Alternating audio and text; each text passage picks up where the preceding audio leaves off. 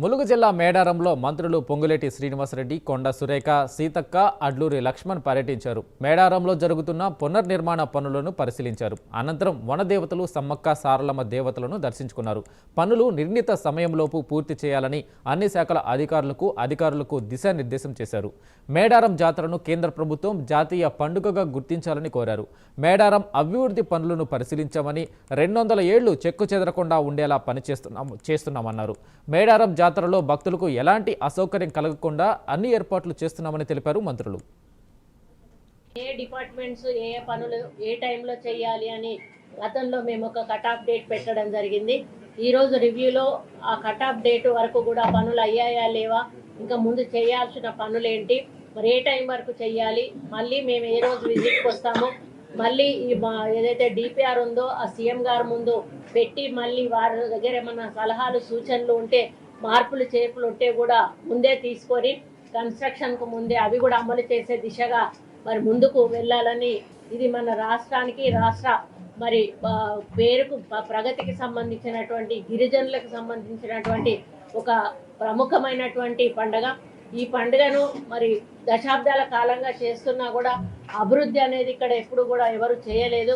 కానీ మన ముఖ్యమంత్రి గారు వారు ప్రత్యేకంగా దర్శించి దీన్ని ఒక మంచి షేప్ తీసుకురావాలి. ఈ యొక్క టెంపుల్కి మళ్ళీ ఎన్ని దశాబ్దాల తర్వాత మళ్ళీ వస్తారో ఎవరు వస్తారో తెలియదు. కానీ ఈరోజు రేవంత్ రెడ్డి గారి నాయకత్వంలో మాత్రం ఈ యొక్క సమ్మక్క గుడి కన్స్ట్రక్షన్ అయిన తర్వాత ఇది మాత్రం చరిత్రలో నిలిచిపోతుందని చెప్పి నేను ఖచ్చితంగా చెప్పగలను. ఈ సమ్మక్క సారలమ్మకు సంబంధించిన భక్తులకి ఎక్కడ అసౌకర్యానికి గురి కాకుండా ఉండే విధంగా ఈ కార్యక్రమం పూర్తిగా కంప్లీట్ చేయటానికి ప్రణాళికని గతంలో తయారు చేసుకున్న దాంట్లో ఎంతవరకు వచ్చింది అనేది రివ్యూ చేసుకోవటం జరిగింది.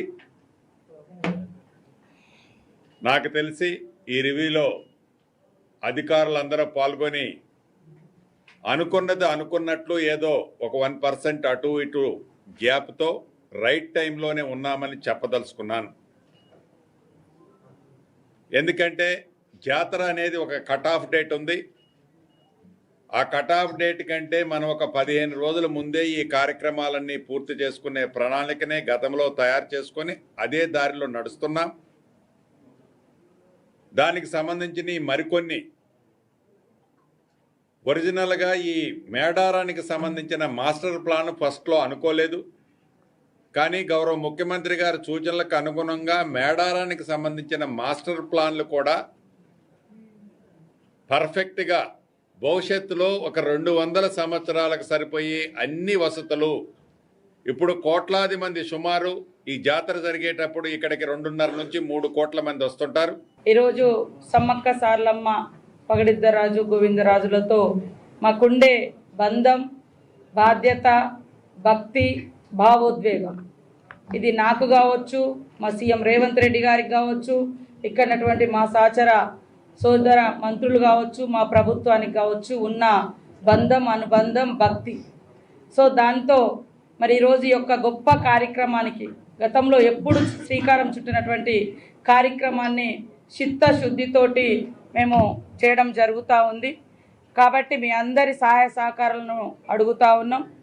ఖచ్చితంగా శ్రీనివాస్ అన్న చెప్పినట్టుగా జాతర నాటికి ఈసారి ఏంటంటే మేము కొన్ని సంవత్సరాలు, కొన్ని తరాలు ఉండే యొక్క జాతర ప్రాంగణం యొక్క పునరుద్ధరణ పనులు సేమ్ టైంలో ఈసారి జాతర కూడా ఉండడంతో ఆ జాతర కూడా ముందస్తుగా జనవరి 28 నుంచి 31 వరకు రావడంతో ఇంకా అధికారులు కానీ ఇక్కడ మేము కానీ రెగ్యులర్గా మీటింగ్స్ పెట్టుకొని ఈ పనులను కంప్లీట్ చేయాలన్నటువంటి చిత్తశుద్ధితోటి, బాధ్యతతోటి పనిచేస్తూ ఉన్నాం. జాతర జరుగుతుంటే పనులు జరుగుతుంటాయి. ఇప్పుడు ఆ విధంగా జరగకుండా కట్ ఆఫ్ డేట్ లోపల కార్యక్రమాలు పూర్తి చేయాలని చెప్పేసి ఇన్ఛార్జ్ మినిస్టర్ గారికి బాధ్యతలు అప్పచెప్పిన ముఖ్యమంత్రి గారు వారి నేతృత్వంలో మేమందరం కూడా సమన్వయంతో ముందుకు తీసుకెళ్తామని మాట మనీ చేసుకుంటాం. మీడియా పరంగా కూడా మీ సపోర్ట్ మాకు ఉండాలి. ఇది దైవ కార్యక్రమం. దయచేసి మీ అందరి సపోర్ట్, మా అమ్మవారి ఆశీస్సు మా అందరికీ ఉండాలని చెప్పి కోరుకుంటూ ఈ గొప్ప కార్యక్రమంలో అందరం భాగస్వామ్యం ముందుకెళ్ళాలి. మన కార్యక్రమం, మన ప్రాంత కార్యక్రమం, మన అమ్మవారు మనందరూ చల్లగా చూసి మన తల్లి కోసం చేసే గొప్ప కార్యక్రమానికి ఆ ముఖ్యమంత్రి గారి ఆలోచనని ప్రభుత్వ పరంగా మేమందరం కూడా కష్టపడి పనిచేస్తూ కూడా ఇక్కడ ప్రజల యొక్క ఆలోచన పరంగా ఏదైతే గిరిజనులకు సంబంధించి ఆ అమ్మవారు సమ్మాల సార్లగా తల్లి చల్లగా చూసే